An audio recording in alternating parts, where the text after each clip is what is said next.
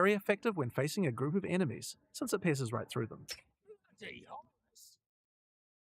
But there are other ammos too. For a bigger, single target, it might be a good idea to switch to Incendiary. The more projectiles hit the target, the stronger the ignite, so you'll want to get up nice, close and personal with this one. If you have a bunch of targets running at you, you might want to slow them down. In this case, you could switch to Permafrost Burst Shot. Shooting a bunch of smaller enemies at range will chill them, and potentially even freeze them in place. Once you have some frozen enemies though, you can switch back to Armor Piercing. Shooting a frozen enemy with Armor Piercing Burst Shot will explode the ice, doing a huge amount of damage to all nearby enemies.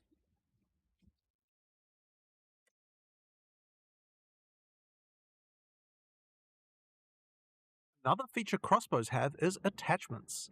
This is a grenade launcher. As you can see, when I equip it, it appears on the underside of the crossbow. These attachments are just like skill gems, so you effectively get extra skill slots, and you can augment these with support gems, just like regular skills.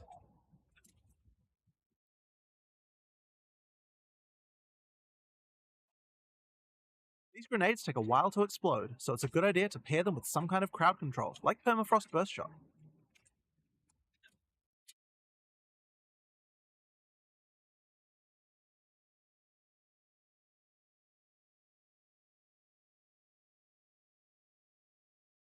Have other grenades too though. This attachment is a flash grenade. It does barely any damage, but it does a huge amount of stun. It can be a great opener before you run into combat.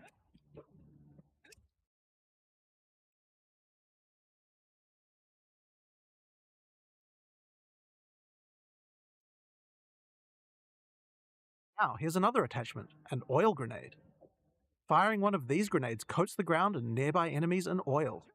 Oil slows enemies down, so it's another useful crowd control mechanic.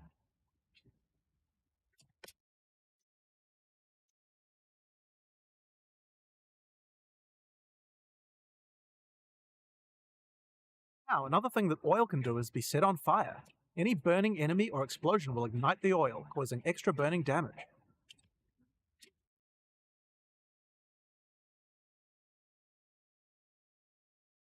One of the problems with burst shot crossbows is that each pellet doesn't do much damage individually. This means that if enemies have armor, then it will be very effective preventing that damage. But thankfully, you can equip an additional crossbow in your second weapon set to deal with the weaknesses of your primary weapon. This is a rapid shot crossbow. Rapid shot is great for closing on enemies because you can shoot while running. In Path of Exile 2, we now have the ability to allow you to use some skills while moving. Being able to create skills like this opens up a lot of new design space, and allows us to really increase the pace of combat.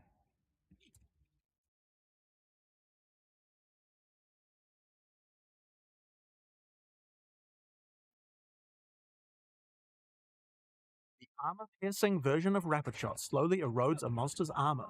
Once the armor is fully broken, you can easily switch back to Burst Shot to deal much more damage.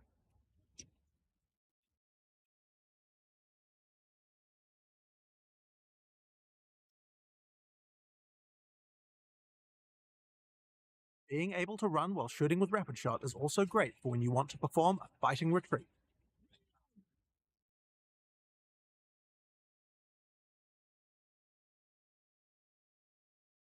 Using permafrost ammo with Rapid Shot is also useful if you need to retreat. When you shoot the ground, it creates ice crystals. If you draw monsters back over these crystals, they explode, chilling the monsters. It's great if you want to set up a safe zone before pulling the next pack.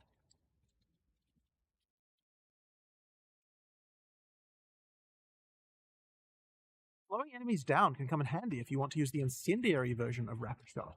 Using this skill requires that you charge up a little bit before it fires, but as it continues to heat up, it will do more and more damage. It has a really large clip size, so you can just keep firing and firing with it.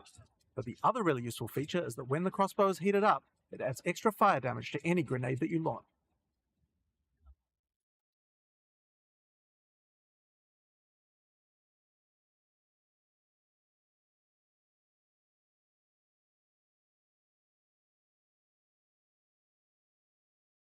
Now I've been using explosive grenades here, but it will work equally as well with flash or oil grenades too. If you use it with oil grenades, the oil will catch fire immediately.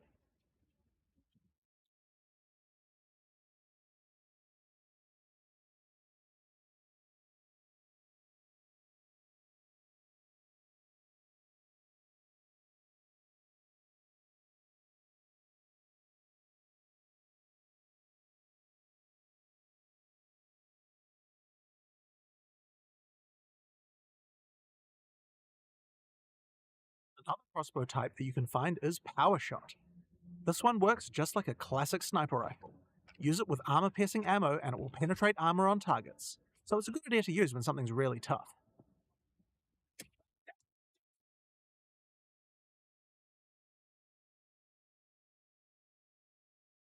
Now this skill has another interesting interaction with armor break.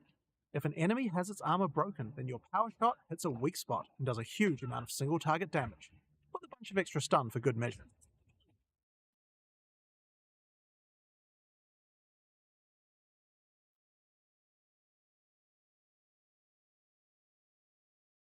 The incendiary version of Power Shot is more like a rocket launcher. It does a big explosive blast at a distance.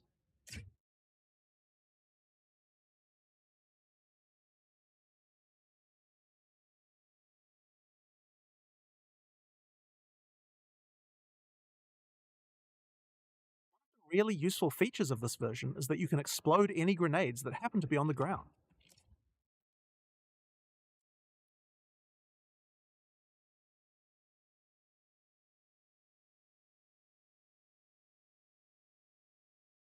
This combo also works really well with incendiary rapid shot. I'm going to charge up the heat on my crossbow, shoot out a bunch of grenades, and then start the fireworks with a power shot.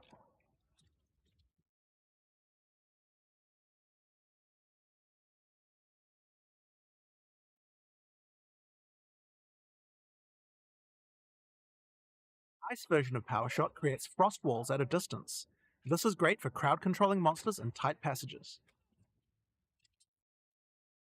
Wall segments have other uses too. If they get destroyed by monsters, then they will explode, doing a small amount of damage.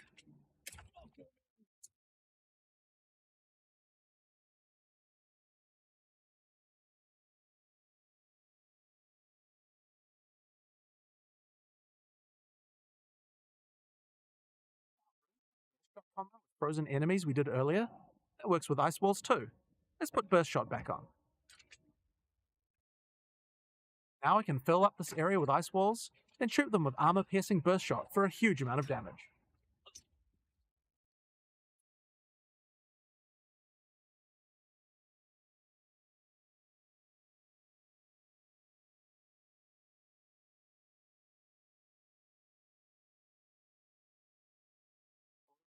Time to face the boss for this area. Let's see how we fare against her with all the skills I've shown you so far.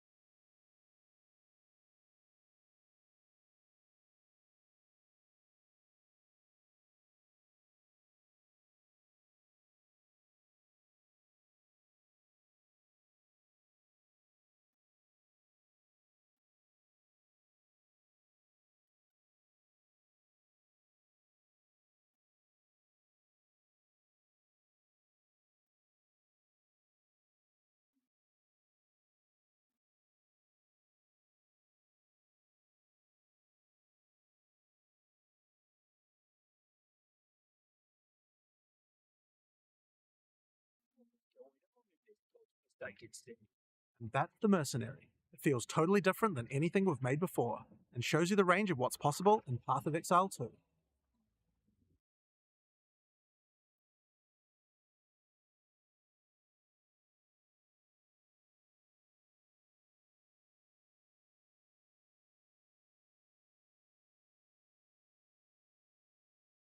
We're going to be showing off a lot more about Path of Exile 2 as we approach its beta, but in the meantime, we've got a Path of Exile 1 expansion coming out next week. I'm going to hand over to Mark, also known as Neon, to show you what's in store for PoE 1. Thanks, Jonathan. Well, let's just go ahead and get straight on into it. Here's the trailer for Path of Exile Affliction. Something moves in the mists. Something sinister. Thorn. Rot. Plague. And claw. The affliction spreads. It hungers for more.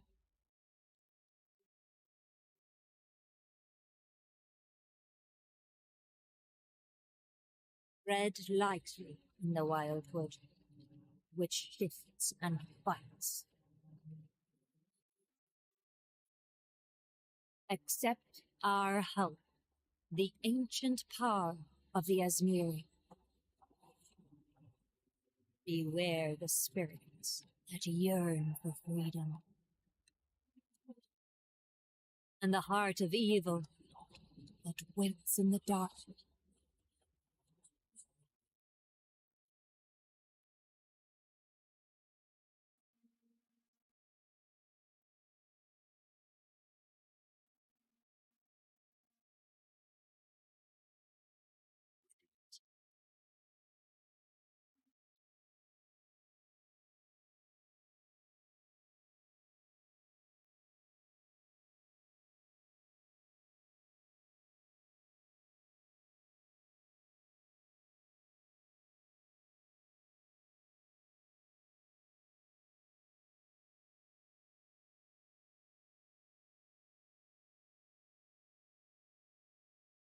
In the Affliction League, you will encounter sacred wisps, which beckon you to enter overgrown passageways that lead to the Viridian Wildwood.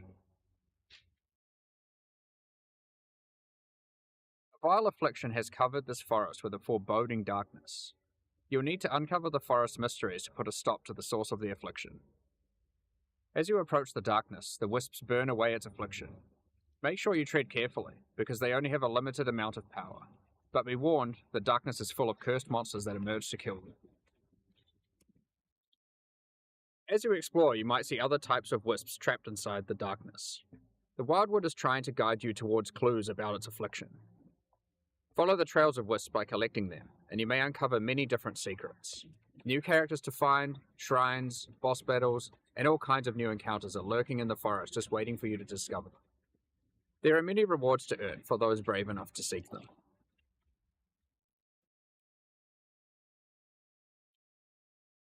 When the sacred wisps run out of energy, they will return you back to where you came from. Any other types of wisps you have collected will return with you to Rayclast.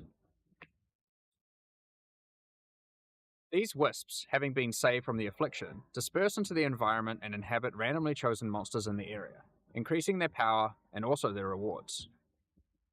The different types of wisps have different effects on monsters, and sometimes more than one type will inhabit a single monster, making the fight even harder and even more rewarding. If this happens to a boss, you could be in for a tough fight, but if you can overcome it, your efforts will not be in vain. Primal wisps grant an item rarity bonus to inhabited monsters.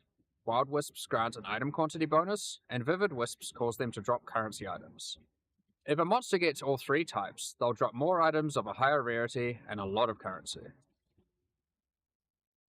While exploring the Wildwood, you might find some of the last few Asmiri wanderers who have managed to survive in the forest since it was cursed. Each of them have different survival specializations, and they are willing to teach you if you agree to help them defeat the source of the affliction, the King in the Mists. Choose which of the Asmiri that you will complete quests for to unlock one of 3 new Ascendancy classes, which you can have in addition to your regular Ascendancy class. Up to 8 points for these classes are unlocked as you complete more quests for the Asmiri you are training under. The Warden of Eves can teach you to become a Warden of the Magi, a powerful class that takes advantage of wilderness knowledge. A Warden of the Magi can learn to use tinctures which coat their weapon, granting various powerful effects. You can equip tinctures in your flask slots and toggle them on and off at will. You can only have one enabled at a time, but the effects are quite conditional, so you may want to have more than one equipped and swap between them during combat. For example, equip the Ironwood Tincture to gain the benefit of always stunning enemies on full life. Tinctures can also get random mods. This one in particular adds stacks of Wither to targets on full life and steals frenzy charges on hit, which makes it great as an initiator. When you are fighting rare monsters or finishing off tough bosses, you will want to swap to the Oak Branch Tincture, which grants Culling Strike, increased damage against enemies on low life, and has a chance to steal a mod from rare enemies you kill. You can buy more tinctures from the Warden of Eves using Primal Wisps when you find her in the forest, so keep an eye out for her. As a Warden of the Magi gains more Ascendancy points, they gain access to more skills that let them further specialize in tinctures. For example, Nature's Concoction allows you to invest in having your tinctures enhance your flasks. This Ascendancy skill makes it important to think about which slots your tinctures are placed in, and what flasks they are adjacent to. You will have better uptime on those flasks and they'll be stronger as a result. But there are plenty more skills to choose even if you don't want to engage with tinctures. For example, another new ability to unlock is Barkskin. It's a reservation skill that causes bark to grow all over your body, increasing armor. As you take damage, the bark falls off, increasing your evasion. Over time, the bark will grow back, removing the evasion bonus but increasing your armor again. The Breaker of Oaths can teach you to become a Warlock of the Mists, an Ascendancy class specializing in the darker arts of the Izmeri. One powerful ability you can choose is Blood Hunt, which grants an active skill called Ravenous. This skill lets you see what type a monster is under its life bar, whether it is a demon, beast, undead, construct, or humanoid. Consuming a corpse with this skill gives a buff to damage against that type of monster, and reduces damage taken by it. You can only have one type active at a time, so it's a good idea to choose wisely for the area that you are in. Some bosses like the Maven are eldritch in nature and don't conform to the regular corpses that you have access to, but don't worry. The Breaker of Oaths has a shop where you can trade wild wisps for corpses that you can place on the ground wherever you are. Buy an Eldritch Corpse and you will be able to get the bonus while fighting Eldritch entities like the Maven. You may notice that most of the corpses he sells are not monsters you normally encounter. You might want to try turning some of these corpses into specters, to take advantage of some of the unique abilities that these monsters have.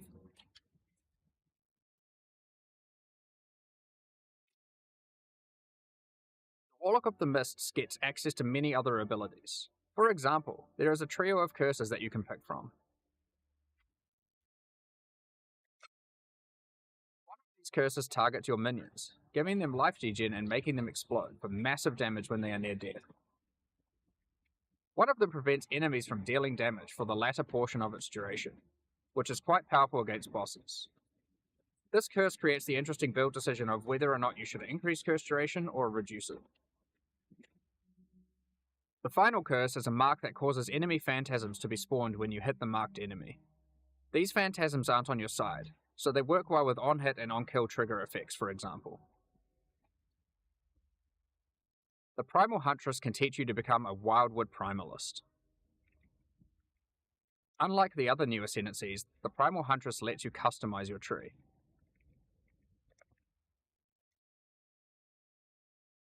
You do this with charms that you can buy from the Primal Huntress for Vivid Wisps. Charms have randomly generated mods, which give stats from regular Ascendancy classes, allowing you to create your own hybrid Ascendancy class. Charms are magic items that are aligned with different attributes. So for example, this Ursine charm is strength aligned, and has gotten the melee hits have a chance to fortify stat from the champion, and the ability to stop your movement speed going below base from the Juggernaut. This interline Corvine charm lets you get the stat that makes your consecrated ground effects linger from the Inquisitor, and the effect that makes cursed enemies explode from the Occultist. Some of the combination of mods that you might find for sale on charms can be extremely powerful, so keep a lookout for the Primal Huntress's shop even if you are not playing as a Primalist. As a Primalist, you also get access to a few other interesting abilities. Use Warcries next to corpses and they have a chance to drop an extra item. It opens nearby chests too. The Primalist also gets access to a small extra backpack just in case you find yourself needing to cart more items to town during your map runs. If you are unhappy with the class you picked, or you just happen to find a really great item for another one of the classes, you are able to change which class you are using next time you find one of the Asmeri Wanderers. Just remember that you will have to do their quests in order to gain the Ascendancy points for that class. These quests will lead you towards the ultimate goal of the Asmeri: finding the King in the Mists, defeating him, and cleansing the forest of its affliction once and for all. There are new uniques to find, rewards to claim, and new Ascendancy classes to master in the Affliction League. Now that we've covered what's in the League, let's talk about some of the changes you can expect to the core game in 3.23. For a start, Ultimatum is finally going core. When talking to players at ExileCon, it was the #1 feature that people requested. When playing through in-game maps, you may sometimes encounter the Trial Master, who offers you a choice to undertake a Deadly Veil trial in exchange for great rewards. If you defeat the trial, he offers to go double or nothing with you. Do you take the risk and go for an even better reward, or do you take the winnings you have already earned off the table and go home? We've done a full rebalance of Ultimatum and have added many new mods and rewards, including both new and reworked uniques. The base number of rounds for an Ultimatum trial is now always 10, with a chance to spawn the Trial Master boss fight on the 10th round, if you are able to make it that far. As part of 3.23, we have also removed Metamorph from the game. All the Catalyst rewards from Metamorph have now been moved to be rewards for Ultimatum. We have also added a new Val-themed Catalyst that works on corrupted items. As is normal for most content that gets added to endgame, we have introduced new Ultimatum passive skills to the Atlas tree. One great example is the keystone Grueling Gaunt. It makes Ultimatums last 3 extra rounds, but you cannot choose the modifiers, and it prevents the final Trial Master boss fight from spawning.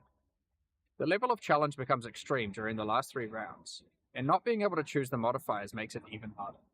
But the rewards are insane, and for those with very high-end characters, it might be a bet worth making. There are lots of other Atlas passive skills you can pick from for Ultimatum, so choose wisely. Now, it's time to talk about one of the largest metagame changes we've ever made. There were 3 systems in Path of Exile that were all trying to subtly modify the behavior of skills. These were alternate quality gems, Labyrinth Helmet enchants, and unique threshold jewels. We've combined all of these together to create a new system called Transfigured Gems that allows us to fully achieve the goal of these 3 systems and then some. Transfigured Gems are alternative versions of existing skill gems that have different functionality and balance from their regular versions. We have added a huge number of these with interesting variations that drastically change how existing skills play. For example, Frostbomb of Instability. It changes it from a cooldown skill that you can cast occasionally for a large explosion, into a skill that you can cast continuously, but deals less damage and doesn't apply cold exposure. It changes the role of Frostbomb from a utility skill into a main damaging skill. Another example is Detonate Dead of Scavenging. You can't use it on corpses that were created by Desecrate or Unearth, but in exchange it does a whole lot more damage. You won't be able to use it as your main reliable source of damage, but it's a great skill to use as a 4-link utility to get some extreme burst damage. Raise Zombie of Falling. Instead of raising a zombie from a corpse, you summon them from midair. They fall to their death, dealing AoE damage where they land. While this sounds like a physical damage version of Firestorm, you should consider that it scales with minion damage and also triggers on-death minion effects. Blight of Contagion. This version of Blight is now spread by Contagion, so you can use it as part of your Essence Drain build. We have a huge number of these. Transfigure Firestorm into Firestorm with Meteors, transfigure Blade Trap into Blade Trap of Greatswords, transfigure Barrage into Barrage of Volley Fire, and so on. There is a lot to experiment with, and we look forward to seeing what builds you can come up with. But how do you get Transfigured Gems? The Divine Font at the end of the Eternal Labyrinth has been changed to a gem crafting device that can modify your skill and support gems in a lot of new ways. One of the options you can now choose is to turn a skill gem into one of 3 transfigured gems. But that isn't all the Divine Font can do. It has a lot of other gem crafting options you can use. For example, you can add quality to gems, add experience to gems, sacrifice a gem for 1 or more treasure keys to open Azara's chests, and you can even exchange support gems for exceptional support gems like Empower or Enlighten. These are just some of the options you'll find the Divine Font is now capable of. In order to replace the rewards in Heist that previously gave alternate quality gems, we have done a rebalance of the rewards of Heist as well. Experimented base types have been rebalanced. New replica uniques have been added and old ones changed, and we have increased the amount of currency from display cases as well. On top of this, we have gone through and buffed the quality stats on most damage dealing skills. In most cases, they will be significantly more powerful than before, and also more interesting. Overall, this is one of the largest metagame shifts that we've ever done. There are so many crazy new skill combinations to plan around, so we expect to see some really interesting new builds. Next up, I'd like to hand back over to Chris to talk about the new supporter packs. At this point, we'd usually talk about the League supporter packs. We're doing things a bit differently this year. Rather than releasing League supporter packs today and then our annual core packs 2 weeks later, we have combined it all together into a strong set of core supporter packs that will be released alongside Path of Exile Affliction next week. The series contains 5 packs, each with its full value in points and a collection of exclusive cosmetic microtransactions. The higher packs contain physical merchandise. We'll unveil the full details of each of the packs at release next week, but in the meantime, here's a sneak peek of some of their exclusive cosmetic microtransactions. These packs will be available for purchase when Path of Exile Affliction launches on the 8th of December. Thank you so much for your ongoing support.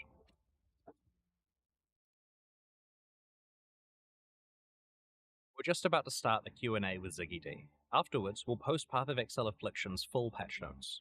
With the release at the end of next week, our community team will be posting crucial information you'll need for Affliction's release. Keep an eye on the news. On release weekend, we expect to launch the new mystery box and this season's Kyrix Vault Pass. Thanks for joining us today and checking out our latest developments. We're looking forward to exploring the Viridian Wildwood with you next week. We'll begin the Q&A shortly, so please get your questions ready.